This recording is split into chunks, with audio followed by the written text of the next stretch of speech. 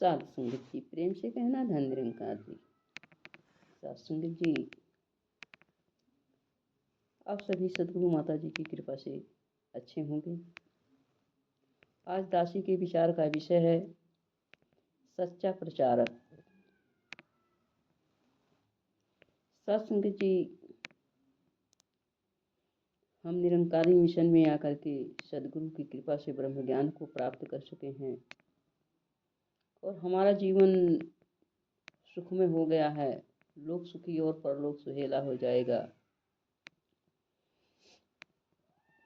ये हमारा मिशन जो है इंसान को इंसानियत सिखाने वाला मिशन है।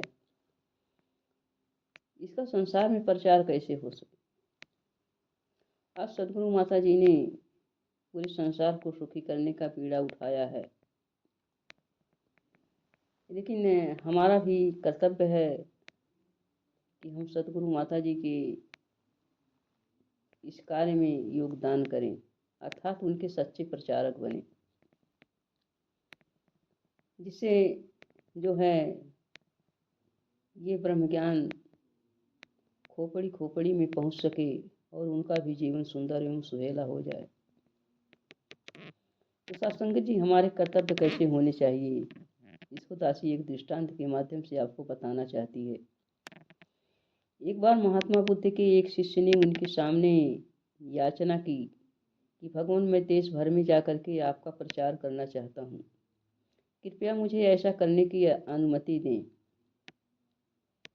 भगवान बुद्ध बोले, तुम सत्य का प्रचार करोगे तो तथाकथित धार्मिक लोग क्रोधित हो जाएंगे। उनके भड़काने पर लोग तुम्हारी निंदा करेंगे, तुम्हें बुरा भला कहेंगे। उस समय तुम्हें कैसा लगेगा। शिष्य से ऐसा पूछा। शिष्य ने कहा, भगवान, मैं निंदा करने वालों का आभार मानूंगा, समझूंगा कि वे अच्छे लोग हैं, क्योंकि उन्होंने मुझे थप्पड़ या घूंसे नहीं मारे। शिष्य ने नम्रता से कहा, संसार में सभी तरह के लोग हैं। कुछ लोग तुम्हें थप्पड़ भी मार सकते हैं, या फिर तुम फिर क्या करोगे। महात्मा बुद्ध ने फिर पूछा। सत्संग जी, शिष्य ने फिर उसी प्रकार नम्रता पूर्वक उत्तर दिया कि भगवान, मैं फिर भी उन्हें अच्छा ही समझूंगा, क्योंकि उन्होंने मुझ पर पत्थर तो नहीं फेंका। यह सुनकर महात्मा बुद्ध बोले, दुनिया में सत्य का प्रचार करने वालों पर पत्थर भी बरसाने वालों की कमी नहीं है।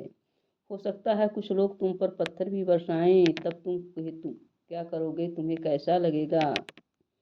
सत्संग जी, शिष्य यह सुनकर भी शांत बना रहा। उसी प्रकार नम्रता पूर्वक बोला, गुरुवर, मैं उन लोगों को भी बुरा नहीं समझूंगा, क्योंकि उन लोगों ने मेरे ऊपर शस्त्रों से तो हमला नहीं किया। सत्य का प्रचार करने के लिए तुम देश भर में घूमना चाहते हो।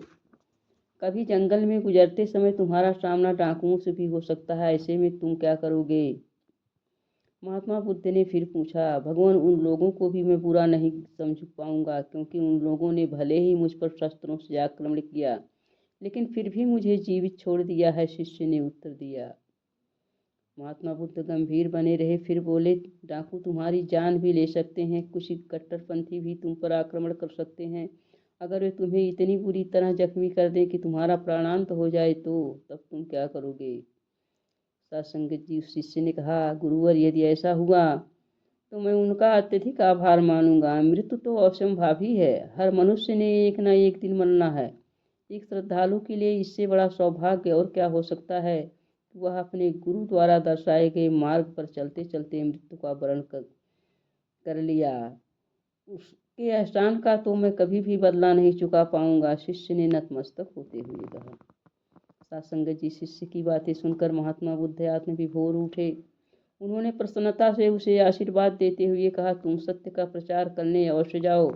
सच्चा प्रचारक वही है जो किसी भी दशा में किसी का बुरा ना सोचे, जो हर बात से अच्छाई ही ढूंढे। वही सत्य का प्रचार कर सकता है। जाओ शिष्य, मेरा आशीर्वाद तुम्हारे साथ है। सत्संग जी, इस तरह की हमारे अंदर यदि नम्रता होगी, इस तरह की यदि हमारे अंदर सहनशीलता होगी, तभी हम सच्चे प्रचारक बन सकते हैं। तभी हम अपने इस गुरु का नाम रोशन कर सकते हैं। सत्संग जी, दासी को बाबा अवतार सिंह के समय की बात याद आ रही है। बाबा अवतार सिंह जब इस निरंकारी मिशन का प्रचार प्रसार करते थे, जगह जगह सत्संग लगाते थे, उस समय भी कुछ कट्टरपंथी थे जो है बाबा जी को गालियां देते थे, उसमें आने वाले शिष्यों को गालियां देते थे। एक बार बाबा जी के आवास पर ही, घर में ही सत्संग हो रहा था। उस गली में बहुत सारे ऐसे कट्टरपंथी इकट्ठे होकर के सदगुरु बाबा जी को गालियां देने लगे, उल्टा सीधा कहने लगे। सदगुरु बाबा जी ने काफ़ी देर के बाद किसी सेवादार से कहा कि भाई ले जाओ, उन लोगों को पानी पिला दो। सेवादार बोले कि बाबा जी वो आप लोग को गालियां दे रहे हैं, उनको पानी पिलाने की बात आप कर रहे हैं। बाबा जी ने कहा नहीं, वो गालियां दे रहे हैं, ठीक है, उनको प्यास लग गई होगी, वो थक गए होंगे। शिष्य ने जा करके वहाँ उन लोगों को पानी पिलाया। फिर उन लोगों ने पूछा पानी किसने भेजा है। उस सेवादार ने बताया कि सदगुरु बाबा अवतार सिंह जी ने पानी भेजा है। वो लोग पश्चाताप करने लगे कि हम लोग कितने बुरे हैं, कितने अच्छे हैं, हम उनको गालियां दे रहे हैं और हमें पानी पिला रहे हैं, कहीं न कहीं हमारे अंदर ही कमी है। तो आइए साथ संगत जी, सदगुरु जो होते हैं समदर्शी होते हैं, बुराई करने वाले की भी भलाई ही चाहते हैं, निंदा करने वाले की भी प्रशंसा ही करते हैं। इस तरह से जो है ये प्रचार प्रसार तभी होता है जब हमारे अंदर सहनशीलता होती है। साथ संगत जी, जैसे किसी बच्चे ने किसी इंस्टीट्यूट में एडमिशन करा लिया और वो आकर सबसे कहने लगा कि भाई वहाँ एडमिशन करा लो, बहुत अच्छे टीचर हैं, बहुत अच्छा इंस्टीट्यूट है, बहुत अच्छी पढ़ाई होती है। लेकिन एक समय ऐसा आया, वह शिष्य वहाँ पर तैयारी किया और जिस परीक्षा में बैठा उसमें फेल हो गया। तो साथ संगत जी, क्या उस इंस्टीट्यूट का प्रचार हो पाएगा?